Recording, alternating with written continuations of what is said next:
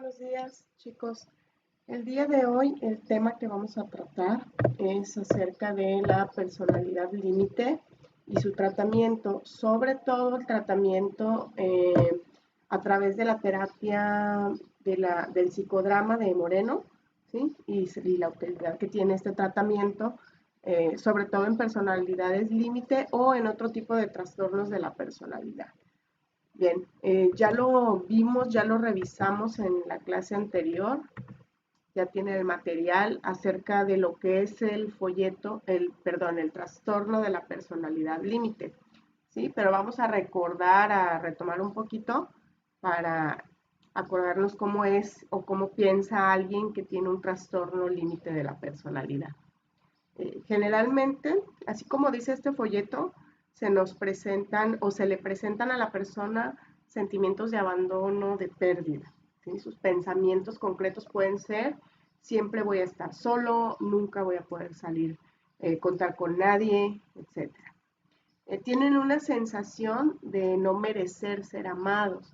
Esto generalmente es un aprendizaje, es un moldeado que viene a relación o que se genera desde la niñez o la adolescencia y ya sea por padres muy restrictivos de cariño, por abandono, etcétera. Entonces, los pensamientos específicos que salen con esta sensación de no ser amado es nadie me amará, nadie va a querer estar cerca de mí si me conociera realmente, ¿sí?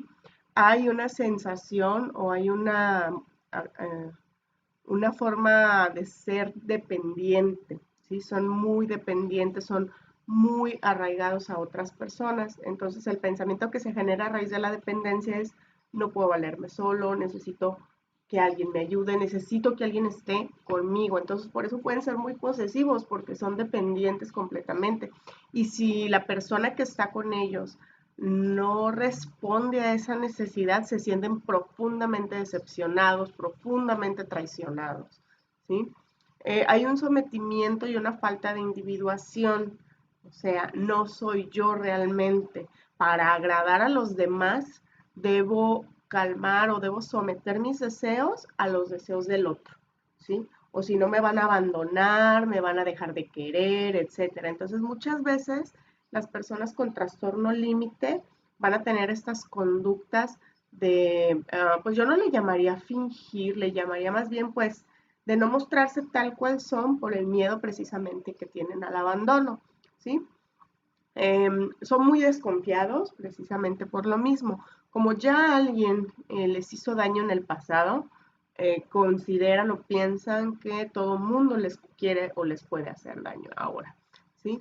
Entonces, el pensamiento que se genera a partir de la desconfianza es que la gente le va a hacer daño, que van a atacarlo, que se van a aprovechar de ellos. Entonces, siempre están un poco a la defensiva o un mucho a la defensiva, ¿sí? Precisamente por esta desconfianza. Tienen una autodisciplina inadecuada, o sea, les cuesta mucho trabajo controlarse, seguir reglas, adaptarse a las normas, ¿sí? Son muy impulsivos aparte. Entonces, el pensamiento que se genera es que no se pueden controlar, que no pueden adoptar ninguna disciplina. Para ellos eso es imposible, ¿sí? Tienen un miedo exagerado a perder el control emocional, precisamente por esa impulsividad, precisamente por ese miedo a perder el control, perdón, por esa inadecuada autodisciplina, procuran controlarse, se presionan a controlarse porque creen que va a pasar algo horrible. Sin embargo, es inefectivo. Ese autocontrol que ellos pretenden tener es poco efectivo y acaban cediendo y acaban siendo impulsivos y acaban decepcionando a los demás y decepcionándose a sí mismos, etcétera, etcétera, etcétera. Sienten mucha culpa y se autocastigan, ¿sí? Precisamente por esa cuestión. No tienen disciplina, hay un miedo enorme a perder el control, sienten que no merecen ser amados, entonces cuando se confirma todo esto de no poder mantener el control, de ceder a su impulsividad, sienten culpa. Ya sé, ya vi, no pude, no me puedo controlar, siempre es lo mismo, entonces se autocastigan. Soy una mala persona, merezco ser castigado, me merezco que nadie me quiera, ¿sí? Entonces, ahí se hace una profecía autocumplidora, se autoconfirma lo que ya sospechaba o lo que ya temía. Y hay una privación emocional, aunque establecen relaciones con otras personas y pueden ser relaciones muy intensas y de dependencia, a final de cuentas el sentimiento, el pensamiento de una persona con trastorno límite es: no hay nadie que satisfaga mis necesidades, todos me decepcionan, todos se quedan cortos en lo que yo quiero, en lo que yo necesito. Necesito a alguien que vele por mí, que me cuide, que esté todo el tiempo conmigo. Y entonces sabemos que eso es imposible. Sabemos que aunque estemos con una persona en una relación de compromiso, aún viviendo con alguien, o sea, es imposible que alguien esté contigo el 100% del tiempo. Y es imposible que alguien atienda tus necesidades al 100%. Pero bueno, como eso es lo que espera alguien que tiene un trastorno límite, al no haber cumplido o satisfechas sus necesidades, se decepciona. ¿Sí? Bien. Entonces, una vez que ya sabemos, una vez que ya vimos cómo es el pensar, el sentir de alguien con trastorno límite, pues nos vamos de nuevo a retomar un poquito la definición, ¿no? Es una afección mental. Más que afección mental, vaya, yo diría que es un patrón constante, continuo de conducta, de emociones, de pensamientos y de sentimientos. Recordemos que la personalidad es precisamente una serie de patrones que hacen que cada individuo se diferencie de otros. Y esos patrones son más o menos fijos en la manera de reaccionar, de comportarse y de pensar. Y van evolucionando a través del tiempo, porque no tenemos o no somos igualitos o no sentimos igualito cuando estamos en la adolescencia que ya a los 40. Entonces, la personalidad sí evoluciona, pero conserva rasgos principales o rasgos distintivos. ¿Sí? Entonces, en el caso de las personas con un trastorno de personalidad límite, han crecido con estos patrones mal adaptados, ¿sí? Han tenido una serie de patrones mal adaptados, lo cual hace que estas personas se comporten de esta manera, ¿sí? Con esta sensación de dependencia, de autocastigo, de infravaloración, etc. Entonces, precisamente es un trastorno en el cual la persona tiene patrones prolongados a lo largo del tiempo y más o menos constantes de emociones turbulentas e inestables. A diferencia de otro tipo de trastornos, por ejemplo, esto es permanente, esto se va desarrollando aproximadamente o se detecta o se diagnostica aproximadamente la adolescencia, pero sin embargo se considera que se va formando desde se puede ir formando desde la niñez, ¿sí? Me explico, no es que de repente aparezca. El trastorno límite, al igual que muchos otros trastornos, surgen como respuesta a un ambiente hostil, carente de afecto, en donde hay maltrato y abuso. Entonces, un niño que crece en un ambiente de este tipo, un niño que ha sido abusado por sus padres, que ha sido golpeado, necesita tener un mecanismo de defensa. ¿Sí? Entonces, si mis papás no me quieren, me golpean, etcétera, pues hago ese mecanismo de defensa. En la niñez ese mecanismo funciona porque es cuando el ambiente es hostil, pero lo malo de esto es que ya en la adolescencia o en la adultez deja de funcionar. Este patrón ya no te sirve. ¿Por qué? Porque ya saliste de ese ambiente, ¿sí? Entonces, ya son conductas inadaptadas. Las relaciones con las personas con trastorno de personalidad límite son muy difíciles. Son personas muy difíciles de llevar en el día a día y que van a tener problemas con las personas que están en muchas áreas de su vida. Tendrán problemas con los profesores, con los compañeros de escuela, con los compañeros de trabajo, con los jefes, con muchas de las personas o en muchos de los ambientes en los que ellos se relacionan, van a tener problemas. Son personas difíciles de llevar. Y como pareja, pues ya vimos, suelen ser muy dependientes, entonces pueden llegar a ser asfixiantes, ¿sí? Bien, otra de las cosas, bueno, ya que lo vemos, ya que vayamos un poquito a los síntomas, ¿sí? Bien. Las causas ya lo vimos, no es una sola causa, no, ojo, también yo les decía que, que puede surgir a partir de un ambiente hostil, de abuso, de violencia, pero ojo, no todos quienes han vivido en un ambiente hostil y de violencia desarrollan un trastorno de la personalidad, ¿sí? Es un trastorno de origen multifactorial, no hay un solo motivo, ¿sí? Entonces, está relacionado a factores genéticos igual que muchos desórdenes mentales, pero el hecho de que en tu familia, tu mamá o tu papá hayan tenido trastorno límite de la personalidad no quiere decir que a fuerza tú lo vas a tener, va a depender de otros factores. Tú tienes predisposición, mayor posibilidad de, pero si tu ambiente es sano y te desarrollas en un ambiente saludable, probablemente no lo desarrolles, ¿sí?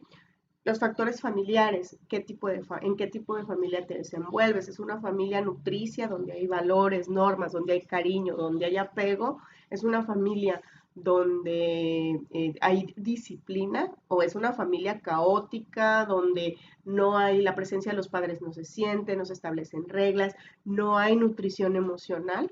¿No se desarrolla la resiliencia? Es muy probable que sí lo desarrolle. Y los factores sociales, pues son los factores de riesgos asociados. Bajos niveles de pobreza que llegan al peligro a no tener, por ejemplo, una estabilidad económica para satisfacer las necesidades básicas, consumo de alcohol o drogas por parte de los padres, abuso sexual, maltrato, golpes, violencia intrafamiliar, todos esos factores, ¿sí? Van a hacer que el riesgo de tener un trastorno límite pues se incremente. Y yo añadiría aquí un factor personal, que es la propia personalidad de cada individuo, ¿sí? La capacidad de resiliencia natural que cada uno tenemos. La resiliencia es una parte es natural, pero también se puede desarrollar, se puede mejorar, se puede entrenar, ¿sí? Pero esta capacidad natural, hay personas que naturalmente son muy hábiles para recuperarse de las adversidades, entonces eso también va a influir. O sea, por eso les digo, no todos quienes viven, quienes tienen el factor genético y viven en un ambiente caótico, van a desarrollar trastorno límite. Puede que lleguen a ser personas pues que superaron esa situación y no desarrollan el trastorno. Entonces, ahora sí que es multifactorial y es pues individual, ¿sí? Entre los factores de riesgo pues incluye el abandono o miedo al abandono durante la niñez o la adolescencia, ¿sí?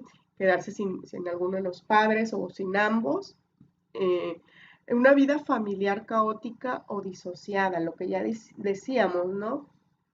Violencia intrafamiliar, consumo de sustancias en los adultos, que no haya cuidados, que no haya padres que estén al pendiente de los hijos cuidándolos, todo eso puede ser un factor de riesgo. Comunicación y expresiones afectivas deficientes en la familia. Ok, a lo mejor mi familia no es una familia violenta, no es una familia que golpee, satisface mis necesidades básicas, comida, estudio, etcétera, pero es una familia fría, no hay expresiones afectivas, ¿sí? Es una familia exageradamente crítica y exigente, ¿sí? Entonces me exigen todo el tiempo, pero nunca me validan, nunca me refuerzan positivamente, ¿sí? Minimizan mis logros. Mira mamá, saqué 9. Ah, ¿y no pudiste haber sacado 10? ¿Sí? Ese tipo de cuestiones. Familias excesivamente frías y excesivamente exigentes, donde no hay demostración afectiva, donde no hay validación positiva, puede ser también una causa o un factor de riesgo, vaya. El abuso sexual, el abuso físico o el abuso emocional, ya lo dijimos, niños, adolescentes expuestos a agresión física o sexual también tienen riesgo de desarrollar un trastorno límite de la personalidad. Entonces, como vemos, el trastorno límite no es algo que brote de repente, se ha ido formando generalmente durante la niñez y la adolescencia, se han ido formando estos patrones inadecuados de comportamiento y bueno, pues surgen generalmente, el DSM por ahí nos dice que se diagnostica a partir de la adolescencia y pues se desarrollan durante la edad adulta. El trastorno límite ocurre igual en hombres y mujeres, pero las mujeres tienen mayor prevalencia y tienden a buscar el tratamiento más a menudo que los hombres, ¿sí? Se considera que después de la mediana edad, por ahí después de los 40, 45 años, los síntomas pueden mejorar, ¿sí? ¿Qué otra cosa? También es importante, generalmente el tratamiento lo buscan no tanto por el trastorno límite. Ellos están acostumbrados a que así es su personalidad, siempre se han sentido así. Entonces muchas veces van a buscar ayuda psicológica a partir de los síntomas. No tanto, no te van a llegar a decir, es que tengo trastorno límite y quiero que me atienda o me cure. No, generalmente es que me siento triste, me siento muy ansioso, estoy muy deprimido. Generalmente los síntomas asociados son los que van a hacer que la persona busque ayuda, ¿sí? Y ya en consulta es cuando nosotros detectamos que la persona tiene trastorno límite a partir de pruebas, de la entrevista y de muchas otras cosas. Bien. ¿Qué tratamiento se lleva una persona? Si estamos diciendo que es una personalidad, un patrón de comportamiento, de conducta, de sentimientos y emociones y pensamientos, si es un patrón que se fue creando, generalmente lo tratamos con psicoterapia. A diferencia de la depresión o de la ansiedad, no hay un medicamento exclusivo. ¿Sí? O sea, no hay un medicamento específicamente para trastorno límite, pero sí se puede usar medicación para tratar síntomas relacionados o síntomas que vienen con el trastorno límite, como son la depresión o ansiedad. ¿Sí? Entonces, ¿se pueden utilizar medicamentos? Claro que sí, para eh, ayudar o para que la adhesión a la terapia sea más efectiva. Para disminuir estos síntomas de depresión o ansiedad se pueden utilizar medicamentos. Ya sabemos que como psicólogos, pues nosotros no medicamos. Nuestro trabajo va a ser en psicoterapia, pero hay que derivar al paciente con un psiquiatra para que lo medique si es que vemos que sus síntomas son muy, muy difíciles de controlar o le generan mucha angustia, le generan mucho problema. ¿Sí? Entonces lo derivamos con el psiquiatra, pero continuamos con la psicoterapia, porque pues no, el medicamento por sí mismo no va a mejorar, por ejemplo, las relaciones y los pensamientos que la persona tiene. ¿Sí?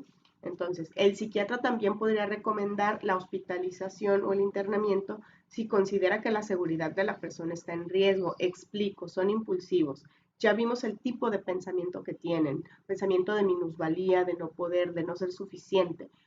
Van a ser personas que muchas veces recurran, sobre todo en la adolescencia, al cutting, se autolesionan. Y en edades, igual en la adolescencia o en edades más adultas, también pueden llegar a tener intentos de suicidio, ¿sí? Cuando se ven rebasados por las cosas. O cuando la persona, por ejemplo, con la que están, los quiere abandonar. Eso es una forma en la cual ellos van a reaccionar. Entonces son pacientes, en el trastorno límite son pacientes que tienen mucha propensión a atentar contra su propia vida. Por eso un psiquiatra puede recomendar que se le hospitalice para evitar que se inflinja daño. ¿Sí? ¿En qué va a consistir el tratamiento? Bueno, como dijimos que es un patrón de personalidad, la psicoterapia le va a ayudar al paciente a aprender habilidades. Tenemos que ayudarle a desarrollar habilidades para controlar y afrontar su enfermedad y las reacciones asociadas a esta. ¿Sí? El tratamiento, perdón, tiene como objetivo que el paciente, para empezar, mejore su autopercepción, que deje de ser tan duro consigo mismo, que deje de ser tan autocastigante. ¿Sí? Esa es una parte del tratamiento. Mejorar la autoestima, mejorar el autoconocimiento, mejorar la autovaloración, ¿sí? Para que lleve una vida más gratificante, para que trabajando con la autoestima y la autopercepción mejoren sus pensamientos y sus sentimientos acerca de sí mismos y a partir de eso podemos trabajar muchas otras cosas. Bien, los objetivos a tratar con los pacientes dentro de la psicoterapia o los objetivos que vamos a tener al tratar con estos pacientes es, bueno, enfocarlo, uno de los primeros es enfocarlo en su capacidad de funcionamiento actual, ¿sí? Del 1 al 10, ¿en qué nivel de funcionamiento estás? ¿Sí? ¿Qué áreas están libres de conflicto? ¿Sí? ¿En qué no te sientes así como normalmente te sientes? Hay que tener cuidado porque habrá pacientes que a lo mejor sean muy, muy negativos acerca de sí mismos y digan, no, no tengo área libre de conflicto. Entonces, si ellos no son capaces de identificarla, esa área libre de conflicto, hay que identificarla nosotros. Nosotros tenemos que, a través de las entrevistas y de las sesiones de psicoterapia, buscar y valorar, darle la validación que no se le dio en algún momento y enseñarle, mira, si tienes áreas libres de conflicto, aquí en este aspecto te va muy bien, eres bueno en esto, ¿sí? Bueno, eh, ayudarle y enseñarle a controlar las emociones que lo hacen sentir incómodo, que las procese, que no nada más las viva y las sienta de manera explosiva, sino que también sea capaz de procesar esas emociones, ¿sí? Reducir la impulsividad, ayudarle a hacerse consciente de las emociones en lugar de nada más explotar, ¿sí? Hay que reducir la impulsividad porque generalmente eso es lo que le causa más problema y en las relaciones interpersonales, el hecho de que es muy impulsivo y que no piensa antes de hacer las cosas. Entonces hay que ayudarle a hacerlo consciente. ¿Sí? No, la impulsividad se puede reducir haciendo que la persona se concientice acerca de sus emociones y cuando soy consciente de mis emociones soy capaz de elaborar un pensamiento y una reacción acorde. ¿Sí? Cuando no soy consciente, nada más reacciono. ¿Sí? Es como, no, son reactivos. Eh, ¿Qué pasa, por ejemplo, con una botella de Coca-Cola o de refresco? Perdón, si yo la agito. ¿Sí? Una vez que la agito y la abro, va a explotar. Pues eso es algo así, ¿no? Tienen los sentimientos todos agitados, le das pie tantito y explotan. Hay que enseñarles a cómo hacerse conscientes de sus emociones y una vez que ya soy consciente, cómo responder, cómo reaccionar. Esto lo vamos a hacer, no es de la noche a la mañana, no es con la primera sesión y ya se va a ser consciente. No es le voy a decir, tienes que ser consciente de tus emociones. No, tengo que darle las herramientas a través de técnicas, de ejercicios, de estrategias para que las vaya poniendo en práctica. Y con el tiempo vamos a ver mejorías. ¿Sí?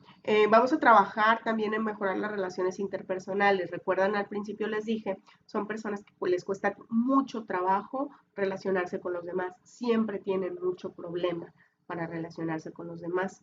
Eh, al mismo tiempo, esto los lleva a tener una empatía reducida o no tener empatía con los sentimientos o las sensaciones de las demás personas. Pero no lo hacen porque no quieran tener empatía, no es de una manera provocada. Eh, no tienen empatía porque están tan concentrados en sí mismos y en su desgracia y en sus sentimientos de minusvalía que les cuesta muchísimo trabajo enfocarse en otras personas. Les cuesta mucho trabajo enfocarse en los demás porque están concentrados, invadidos por sus propios sentimientos y pensamientos negativos. Por eso les cuesta trabajo considerar las emociones de los demás, no tanto porque lo quieran, no tanto porque sean egoístas, ¿no? O lo quieran hacer, sino porque estoy invadido y desbordado por mis propios sentimientos negativos.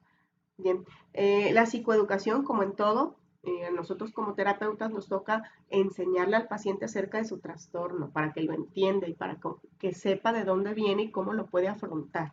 Una vez que el paciente conoce y sabe, ojo, hay que enseñarle para que conozca, sepa y salga adelante.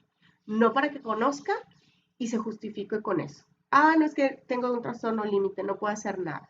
No, hay que enseñarle para que mejore, no para que se quede estancado y agarre el trastorno y agarre la etiqueta para justificarse. Y en la medida de lo posible, pues no hablarle de que eso, o sea, sí hay que explicarle, pero no dejarle la etiqueta de que eres trastorno límite, ¿no? Vives, tienes estas dificultades, pero no dejarle la etiquetota ahí porque luego con eso se agarran para no mejorar y para no trabajar, ¿sí? Y bueno, por último, bien importante, hay muchos problemas asociados al trastorno.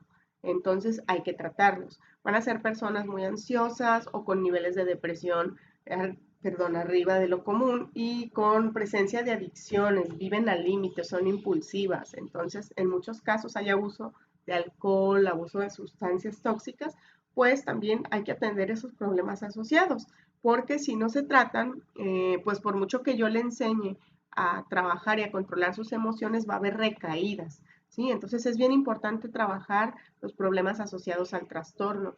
Y si es necesario el equipo multidisciplinario, pues adelante. En el caso de las personas que presentan adicciones, no vamos a poder trabajar solos. Será necesario también contar con un psiquiatra, con un médico, con personas especialistas en adicciones, si es que nosotros no lo somos, para poder sacar al paciente adelante y que la psicoterapia en conjunto con los demás tratamientos tenga una mayor efectividad.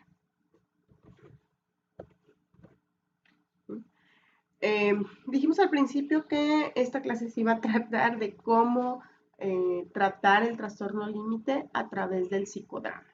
Pues ya llegamos a esa parte. ¿Sí? Sabemos que el psicodrama de Moreno, eh, Moreno era un psiquiatra que utilizó el teatro, perdón, como un medio para mejorar la situación emocional de los pacientes.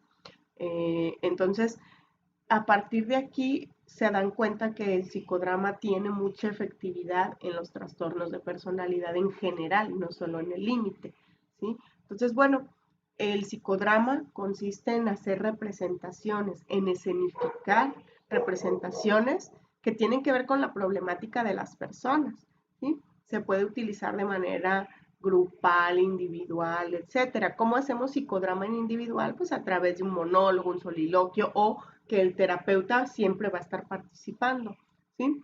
Entonces, bueno, el psicodrama se va a utilizar como un medio para que los pacientes encuentren solución a aquello que les está angustiando, ¿sí? Esta forma de intervención tiene generalmente un proceso, o sea, no se hace nada más así, lo pongo y actúa, ¿no? Hay una intención, hay un proceso y siempre que escenificamos algo, tiene que ser, pues, va a ir dirigido con algún objetivo, ¿no?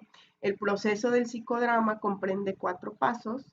El primero es de calentamiento, se hacen ejercicios para que los asistentes se integren y tomen conciencia del inicio. Entonces yo puedo empezar con ejercicios de muevan sus hombros hacia atrás, hacia adelante, muevan la cabeza, cierren los ojos, inhalen, exhalen, ubiquen el sentimiento que en este momento predomina en ustedes. Ubiquen la emoción, dónde la sienten, ¿sí? Qué es lo que les provoca esa emoción, ¿sí? Esto es como para que vayan entrando en calor y tomen conciencia de que vamos a iniciar con el ejercicio. Posteriormente, comienza la escenificación. Aquí el terapeuta, que va a ser el director de la escena, va a animar a una persona para que explique su problema. ¿Sí? En caso de que sea terapia individual, pues animará al paciente para que explique qué situación le aqueja o le agobia. ¿Sí? Y se va a armar una representación del problema, o sea, a partir de lo que el paciente identificado o el paciente que quiso participar nos explique, vamos a representarlo, ¿sí? Se puede representar todo tipo de escenas. Muchos piensan que el psicodrama solamente incluye representar las cuestiones que nos afectan con otras personas o que creen que solamente se pueden hacer representaciones de personas. Pero no, esto es lo interesante y lo sano, lo sanador del psicodrama, que se pueden representar incluso emociones. Entonces, si el conflicto que está teniendo la persona es miedo al abandono, uno de los integrantes del grupo puede representar el abandono, actúa como el abandono, ¿sí? Y entonces se hace una escena que ayude a trabajar con ese abandono, ¿sí? Entonces las personas, se puede, quien presenta el problema puede escenificarlo directamente o se puede escoger que los demás escenifiquen. Y siempre es curativo y siempre es liberador, aunque otras personas lo escenifiquen, porque entonces el paciente lo va a ver desde afuera, ya no lo va a ver inmerso desde su burbuja y desde su burbuja llena de problemas, ¿no? Ya lo va a ver desde afuera, ¿sí?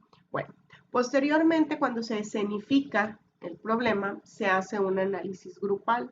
Las personas, tanto quienes estuvieron en el psicodrama personificando, van a compartir su experiencia, qué sintieron, a qué les recordó, etcétera. O igual si hubo espectadores, porque cuando se trabaja en el psicodrama en grupo, pues no es necesario que todos tengan un papel. Se utilizan los actores necesarios y el resto va a ser audiencia. Y entonces también al hacer el análisis, las personas que fungieron como público, pues también van a aportar su percepción, ¿sí? Van a aportar qué es lo que vieron como espectadores, qué es lo que sintieron, ¿sí? Qué se llevan, y eso es enriquecedor para todos, ¿sí? Posteriormente se hace un cierre, los participantes hablan de su aprendizaje durante la sesión y el terapeuta hace un resumen y facilita la comprensión de lo ocurrido, ¿sí? Así es como se aplica el psicodrama. Entonces, no es nada más escenificar, no es nada más que la persona represente, sino también hay que hacer un análisis. Esto que estoy viendo, que me dice, que me deja, de qué me doy cuenta, ¿sí? En terapia Gestalt se usa actualmente el psicodrama, el roleplay, etc. El psicodrama trabaja a partir de diferentes técnicas, ¿sí? Una de ellas es precisamente, bueno, las formas en las cuales se puede escenificar el problema son diferentes y se pone a disposición de los participantes pues diferentes técnicas según la problemática. El terapeuta con más o menos experiencia dirá, aquí en este caso vale la pena aplicar esto, ¿sí? ¿Para qué? Pues para que el paciente dé solución a sus problemas. Cada encuentro psicodramático va a ser diferente, aun cuando sea el mismo grupo de personas, será diferente, porque los momentos, las disposiciones, el ambiente simplemente es diferente. Entonces nunca va a haber dos sesiones de psicodrama iguales. Aunque yo aplique la misma técnica, nunca van a ser iguales. Entonces, con cada encuentro psicodramático podemos aplicar diferentes técnicas como son la escultura, ¿sí? Entonces, no necesariamente el psicodrama siempre es actuar una escena, ¿sí? Podemos aplicar la escultura, que se trata de hacer de una o más personas una escultura, con la finalidad de que expresen esos sentimientos. Entonces, pido voluntarios, 2 o 3 voluntarios, y le voy a pedir a mi paciente, ¿ok? ¿Cómo se siente? Piensa que estas personas son arcilla y puedes hacer una escultura de la forma que tú quieras. Haz una escultura que represente cómo se siente el miedo al abandono. Moldéalo, acomódalo como tú piensas que se siente el miedo al abandono. Y la persona va a trabajar, acomodarle los brazos, la cabeza, la postura, para que trabaje con eso, con el sentimiento de abandono. Ahora, ¿cómo se siente la impotencia? ¿Cómo se siente la impotencia por no cumplir los estándares o por no cumplir las expectativas? Y entonces agarra a otra persona y la hace también escultura, ¿no? Y entonces igual al final hacemos un análisis. ¿Qué es lo que observas? ¿Cómo te sientes? ¿Te gustaría seguirte sintiendo así? ¿Cómo cambiarías la escultura para que ya no tenga miedo? ¿Cómo cambiarías la escultura para que ya no sienta impotencia, ¿no? Y entonces vamos trabajando con los sentimientos que le agobian. La persona puede moldear incluso su propio cuerpo. Si no lo quiere hacer con otras personas, puede hacer su propia escultura, ¿sí? Por ejemplo, ¿cómo se siente cuando tienes miedo al abandono? Y quédate en esa posición y quédate mucho tiempo. ¿Y te duele? ¿Es doloroso? Ah, sí, bueno, entonces hay que salir de esa posición. ¿Cómo saldrías?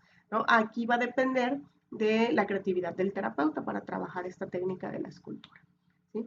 Bueno, posteriormente está la técnica del espejo, donde consiste en que varias personas, no el propio paciente, van a representar el problema que tenga alguno de los participantes, ¿sí? O sea, cuando es la técnica del espejo, el participante cuenta su experiencia, sus problemas, no va a ser partícipe de la escena. Por eso se llama espejo, porque el paciente va a ver reflejado en otros su problemática, ¿sí? Entonces, esto sirve para que el paciente vea su problemática desde afuera, para que no lo vea inmerso como está dentro de su problemática y de su burbuja, ¿sí? El paciente va a ver su problemática desde afuera, representado por otras personas.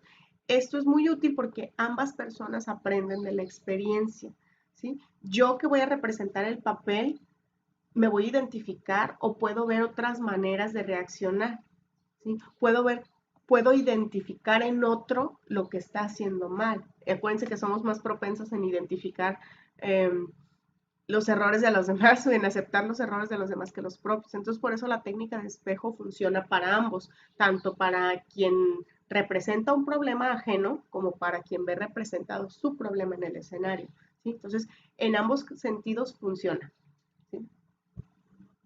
Y pues el público también va a aprender, claro.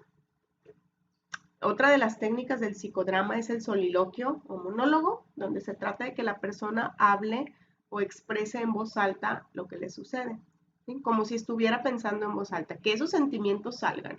El soliloquio sirve mucho como técnica para expresar, como técnica expresiva en el sentido de sacar todo lo que trae adentro, todo lo que está reprimiendo, ¿sí? Es una técnica como para liberar presión, liberar emociones, todo aquello que no he dicho, que nada más he traído pensando y sintiendo y que me está oprimiendo el pecho, que me está oprimiendo la garganta, lo saco, ¿sí? Y le decimos al paciente tal cual, imagínate que no hay nadie aquí, imagínate que estás tú solo, solo con tus pensamientos, expresa en voz alta esos pensamientos. Y entonces se va como hilo de media expresando y hablando de todo lo que le sucede, ¿sí? Como si estuviera pensando en voz alta. Todos esos pensamientos que se quedan acá y que no salen, para afuera. Después viene el juego de roles o roleplay, ¿sí? Que les digo, esa técnica se utiliza mucho en otro tipo de psicoterapias, como la terapia humanista, la terapia gestal. Han adoptado el roleplay como una técnica y es muy útil también porque la persona toma función de otras. Esto sirve, por ejemplo, para generar empatía, para comprender cómo los demás me viven, me observan a mí, para ver el porqué de las exigencias. Es ponerte en el lugar del otro, ¿sí? Literalmente vas a actuar como otra persona. Entonces, si yo tengo problemas con mi pareja, me voy a poner, yo voy a representar el papel de mi pareja, ¿sí? Para ver cómo siente, para tratar de ponerme en su lugar. Aquí en el roleplay la persona toma la función de otra en algún momento de la escenificación. Podemos empezar con una actuación normal donde el paciente se representa a sí mismo, pero mientras avanza la representación lo cambiamos de puesto o lo cambiamos de personaje. Ahora vas a representar a tu hermana, ahora vas a representar a tu novio y así. ¿Sí? Entonces, esto nos sirve para que el paciente vea el problema desde diferentes puntos de vista, ¿sí? Y para representar problemas de otros, ¿sí? Al representar problemas de otras personas también facilita el entendimiento de sus propios problemas y ayuda a que el mismo paciente aprenda de la experiencia de los demás, ¿sí? Sobre todo al representar cosas que les han funcionado a otros pacientes. Bueno, pues voy aprendiendo acerca de mi problema a través de los demás. Perdón, perdón. ¿Cuáles son los beneficios de la psicoterapia o el psicodrama de Moreno? Bueno, principalmente ayuda a que los pacientes tomen conciencia sobre sus propios problemas, ¿sí? Ayuda a que haya una exploración de diferentes soluciones.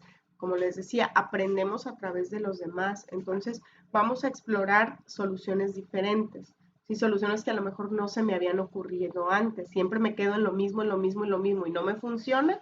Y a partir del psicodrama puedo aprender de otras experiencias y encontrar otras soluciones. El autoconocimiento.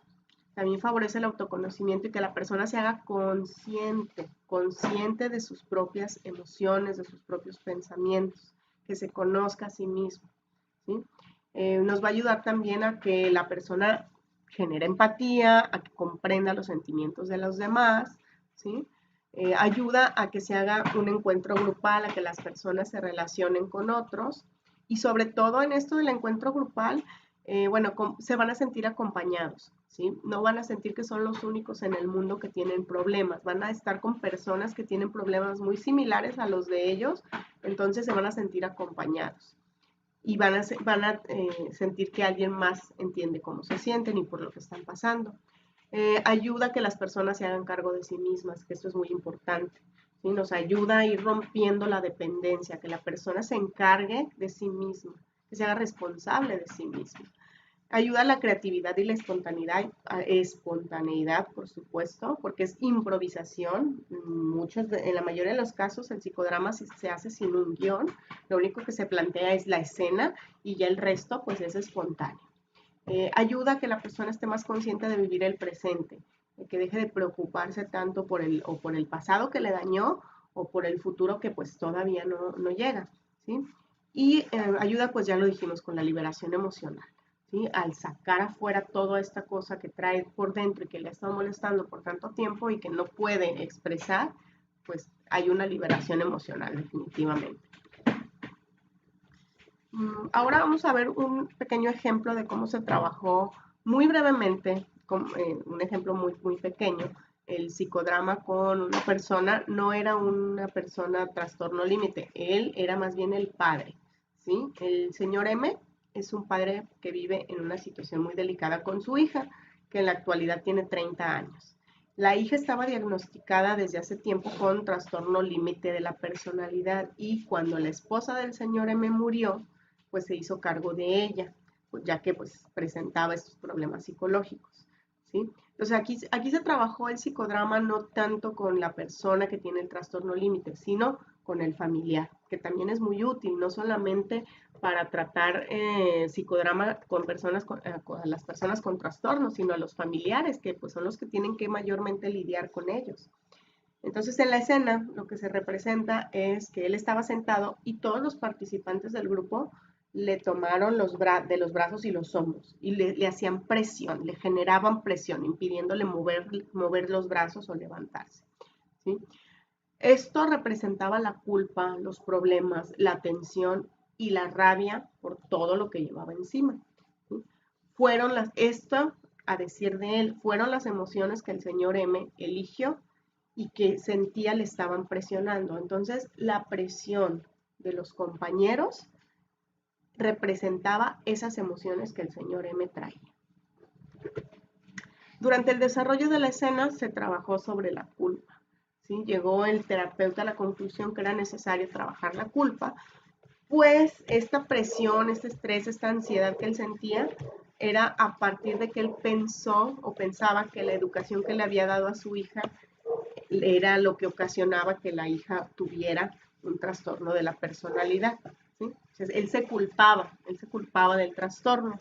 En este caso, pues no tenía sentido porque se ve que eran padres que se dedicaban a su hija, hubo una situación donde la madre murió y el papá pues tal vez fue muy estricto con ella, ¿sí? Bueno, a través de este ejercicio, el papá, el señor M, pudo concluir que no todas las personas que tienen una educación restrictiva van a desarrollar un problema de esta índole. Ya lo dijimos, la capacidad de resiliencia no es solamente una cosa, son varios factores. Entonces, a partir de este ejercicio, el señor M pudo llegar a la conclusión de que no era justo que se estuviera culpando por eso y también autocastigándose porque se castigaba a sí mismo, ¿sí? Más adelante emergió el personaje de la hija, ¿sí? Más adelante se hizo necesario trabajar con el personaje de la hija, ya no nada más con sus propios sentimientos, en el cual pues sacó la rabia y el cansancio, ¿sí? Para el señor M, cuidar, atender el padecimiento de su hija y las reacciones y los problemas asociados a esto, pues era cansado, estaba cansado de lidiar con todas las problemáticas y estaba enojado. ¿Por qué? Porque, bueno, su hija con 30 años ya debía ser una persona capaz de cuidarse a sí misma. Sin embargo, a raíz del trastorno, pues tenía muchos problemas para eso. Entonces, cuando surge el personaje de la hija, se trabaja el psicodrama para que el señor M exprese todo lo que pensaba y lo que no le había dicho a su hija y lo que se había guardado, ¿sí? Entonces, aquí es donde, primero, es una técnica liberadora. El señor M pudo sacar todo lo que traía. Y en segundo lugar, utilizó la técnica del role play, hizo un intercambio de rol, ¿sí? El terapeuta le planteó al señor M ponerse en el lugar de su hija. Ahora vas a actuar, ahora vas a representar a tu hija. ¿Cómo crees que ella se siente? ¿Cómo crees que ella piensa? Etcétera, etcétera. Y entonces va a recibir por parte de otro integrante parte de las cosas que él le pedía constantemente, ¿no? O sea, otro integrante actuó su papel y le dijo, tienes que cuidarte más, tienes que hacer caso a los médicos, no puedes estar todo el día en la cama, tienes que hacer algo, ¿sí? Cuando el señor M se puso en el lugar de su hija, pudo conectar con ella, ¿sí? Pudo entender un poco, ¿sí? Pudo conectarse con que ella pues no podía responder a las peticiones ni podía ver las cosas como las veía él, pues porque es una persona diferente, es un ente diferente, ¿sí? Entonces, por esta cuestión, por esta eh, aceptación o por esta situación de entender cómo se sentía ella, aceptó en que, bueno, estarle insistiendo a la hija acerca de lo que tenía que hacer solo le iba a generar más tensión, más enojo, ¿sí? Más preocupación y más distancia con ella. A la vez, esto estaba generando que hubiera un distanciamiento.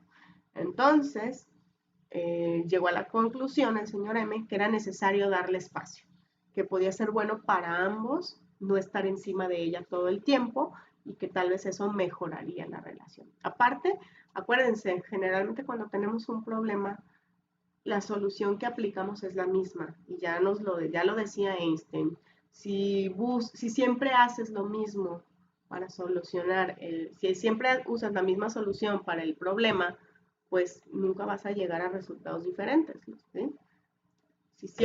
Si no aplicas una solución diferente, los resultados siempre van a ser iguales. Entonces, en este caso, el señor M llegó a la conclusión de que en lugar de continuar presionando, regañando y estando encima de su hija, tenía que darle espacio, tenía que soltarla un poco. Iba a aplicar esa otra solución, ¿sí? Bien, hasta aquí pues esta es la forma en cómo se trata el trastorno límite. Ya vimos características y síntomas.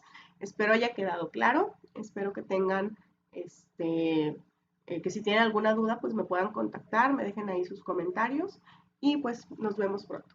Hasta luego.